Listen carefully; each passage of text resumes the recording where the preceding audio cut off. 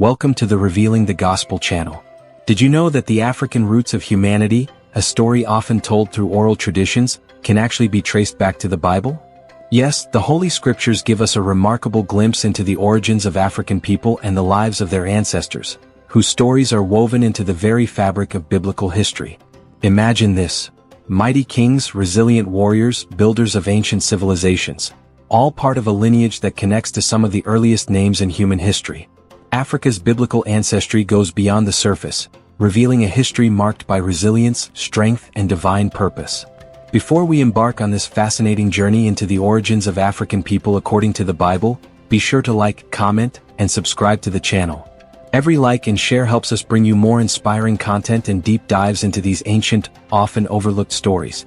Let's begin by revisiting one of the oldest family trees in human history, the descendants of Noah. According to the Bible, after the Great Flood, humanity began again through Noah and his 3 sons, Shem, Ham, and Japheth. Each son represents a lineage that spread across different regions of the world and developed unique cultures. Shem's descendants became the Semitic peoples, including the ancient Hebrews, Arabs, and others from the Middle East. Japheth's lineage is associated with Europeans and some Asian groups. But it is Ham's lineage, deeply connected to Africa, that captures our attention today. The name Ham carries significant meaning. In Hebrew it means hot or burned, possibly symbolizing both the warmth of the sun and the rich, fertile lands that Ham's descendants would come to inhabit. The Bible and ancient rabbinical writings often link Ham's lineage directly to Africa and the lands south of Egypt. These lands were known for their richness, both in natural resources and in cultural heritage. Genesis introduces us to Ham's 4 sons, Cush, Mizraim, Put, and Canaan. Each of these names represents a line of descendants who shaped early civilizations and contributed to the history and culture of Africa.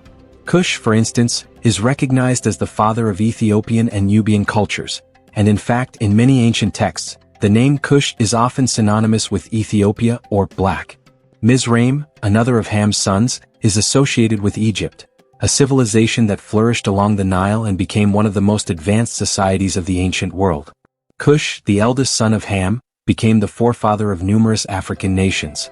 His descendants established powerful kingdoms like ancient Nubia and Ethiopia, both of which were known for their rich cultural traditions, military prowess, and spiritual significance. The influence of Cush extended far beyond Africa, reaching into the ancient world through trade, alliances, and sometimes even conquests. The book of Genesis introduces us to a prominent figure descended from Cush, Nimrod, a mighty leader and warrior often credited as the first king of the ancient Mesopotamian cities of Babel and Akkad. Nimrod's influence over these cities in the land of Shinar highlights the legacy of Cush's descendants and their enduring impact on the early history of civilization. Then we have Mizraim, whose descendants would go on to create one of the world's most enduring civilizations, ancient Egypt. Known in the Bible as Mizraim, Egypt became a center for learning, trade, and monumental architecture. The pyramids, the Sphinx, the hieroglyphs, all these symbols of Egypt's ancient glory originated from the descendants of Ham. Interestingly, the name Mizraim is still used today in Hebrew and Arabic to refer to Egypt, showing just how deeply these roots remain in language and culture. Next, we come to Put, another of Ham's sons. The descendants of Put are associated with the regions around ancient Libya and parts of North Africa. Known for their skills in trade and their powerful tribes, the people of Put influenced the cultures and economies of their neighboring regions. Many ancient scholars identified the Libyans, especially the native black Libyan groups, as descendants of Put. This association with North Africa highlights the wide reach and diversity within Ham's lineage. Finally, we have Canaan. Unlike his brothers, Canaan's descendants settled in the lands east of the Mediterranean, what is now modern-day Israel, Lebanon, and Syria. Though Canaan is associated with the Middle East rather than Africa, his connection to Ham's lineage is strong and unique. The Canaanites, known for their vibrant culture and distinct religious practices, were part of the ancient world's rich cultural tapestry. A common misconception in history is the idea of a curse of Ham, a claim that has unfortunately been misinterpreted to justify harm and prejudice. Let's clear this up. In Genesis, after Noah became drunk and fell asleep uncovered, Ham saw his father and told his brothers. Because of Ham's actions, Noah cursed Canaan, Ham's son, not Ham or the entirety of Ham's lineage. This is crucial.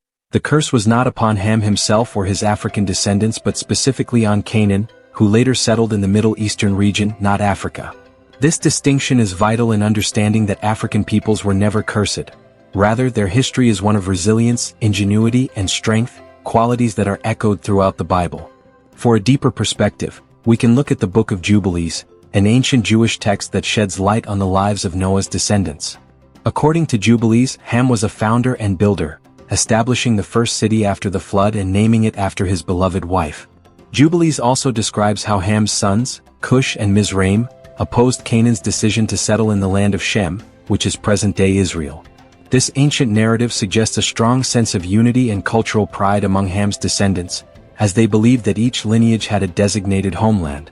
The Bible and other ancient writings show us that Africa's roots run deep, stretching back to the earliest chapters of human history.